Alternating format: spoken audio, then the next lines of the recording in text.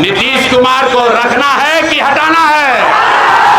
हाथ उठाकर बताओ भैया, नीतीश कुमार को रखना है कि हटाना है? चचा के रखे के बाद कि हटावे के बाद? काहे चचा? अरे सुन लो भाई, चचा 5 बरिस अपना अधिकारी लोग से मिल के पूरा बिहार के लोग को लुटवाए। अभी चुनाव आया है तो वही अधिकारी लोग का इस्तेमाल करके महिला लोग को 5,000 10,000 रुपया घूस दे रहे हैं ताकि वोट खरीद ले। फिर 5 बरिस लूट चालू हो जाए। बिहार की सियासत में नई हलचल मच गई है। पूर्व चुनावी रणनीतिकार प्रशांत किशोर की जनसुराज पार्टी अब 2025 के विधानसभा चुनाव में एक बड़ी ताकत बनकर उभरती दिख रही है।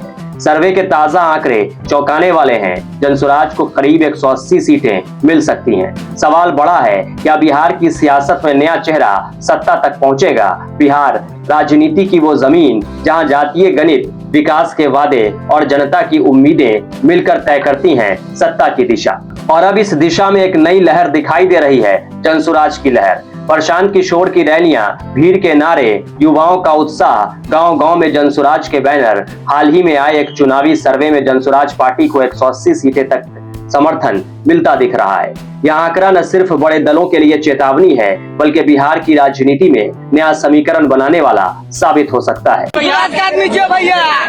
के साथ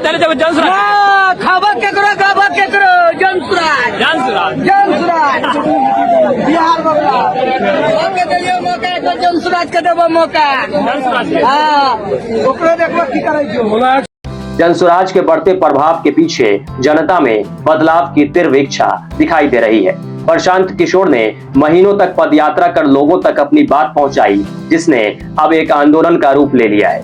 हालांकि राजनीतिक विश्लेषकों का मानना है कि सर्वे के आंकड़े जमीन पर कितने सटीक बैठते हैं यह चुनाव परिणाम ही बता पाएगा। लेकिन सवाल यही है कि क्या कोरोना काल में बिहार की जनता को मरने के लिए छोड़ देने वालों के साथ क्या जनता न्याय करेगी? सवाल ये कि बढ़ते अपराध के ग्राफ और सरकारी कार्यालयों में बढ़ती घूसखोरी को बर्दाश्त करती जनता या सफेद पोशों को धूल चटाएगी? सवाल ये कि 10 से 12 हजार की नौकरी के लिए दूसरे प्रदेशों में धक्के खा रहे लोग अपना खोया सम्मान पाने के लिए इस बार वोट करेंगे? सवाल ये कि पढ़ाई से लेकर इलाज तक की कठिनाइयां झेल रही जनता क्या सही लोगों को चुनने का साहस दिखा पाएगी, या सिर्फ धर्म, जाति और मंदिर मस्जिद के झगड़ों के बीच जनता अपने मौलिक अधिकार को भूल जाएगी? प्रशांत किशोर ने एक चीज तो है कि पलायन के मुद्दे को राष्ट्रीय फलक पर ला दिया है। बिहारी अस्मिता को राष्ट्रीय फलक पर उन्होंने लाया है। उन्होंने लचर शिक्षा व्यवस्था को एक्सपोज किया है। उन्होंने दिलीप जायसवाल ऐसे व्यक्ति को खुलेआम चैलेंज किया है। उसने अशोक चौधरी ऐसे व्यक्ति को आंख में आंख डालकर बोलता है कि तुम चोर हो। साथियों, यह कोई अलग बात है क्या कि नेपोटिज्म का अगर कोई सबसे बड़ा उदाहरण है तो वो अशोक चौधरी है। इनकी बेटी में क्या मेरिट है संभवी चौधरी में, जिन्होंने इन्होंने टिकट देकर एडजस्ट किया? क्या मेरिट है उस लड़की में, बताइए मुझे। क्या इनके दामाद में मेरिट है सायन कुणाल में, जिसको इन्होंने धर्म न्याय परिषद का मेंबर बनाया? आप मुझे इन प्रश्नों को बताइए। तो अगर आपको लगता है कि जो प्रशांत किशोर मुद्दे उठा रहे हैं वो मुद्दे बहुत ही तार्किक मुद्दे हैं, और अगर आपको लगता है कि प्रशांत किशोर ये चुनाव हारते हैं तो प्रशांत किशोर की हार है, तो आप गलत हैं, आप फरेब में जी रहे हैं। अगर प्रशांत किशोर ने पलायन के मुद्दे को उठाया, अगर प्रशांत किशोर हारेंगे तो दिल्ली की सड़कों पर जो बिहारी रेखा खींच रहा है उसकी हार है। जो बेंगलोर के ट्रैफिक पर जो मोटरी हो रहा है वह उसकी हार है। जिस बिहारी को बंबई में बिहारी कहकर थप्पड़ मारा जाता है वह उसकी हार है, प्रशांत किशोर की हार नहीं है।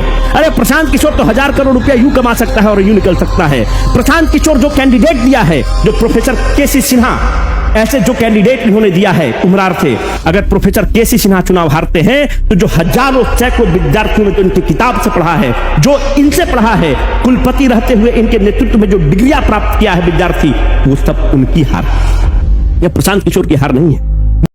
और फिर बिहार की सत्ता को अपनी बपौती समझ रहे कुछ राजनीतिक घराने बिहार की सत्ता पर काबिज हो जाएंगे। परिणाम जो भी हो, लेकिन इतना तय है कि पीके और जनसुराज अब बिहार की राजनीति के केंद्र में है। जनता क्या वाकई जनसुराज को सत्ता तक पहुंचाएगी, या फिर पारंपरिक दल फिर से बहुमत में आएंगे? ये तो वक्त बताएगा, लेकिन बिहार की सियासत में इस बार हवा का रुख कुछ अलग जरूर दिख रहा है। ब्यूरो रिपोर्ट, चौथा स्तंभ।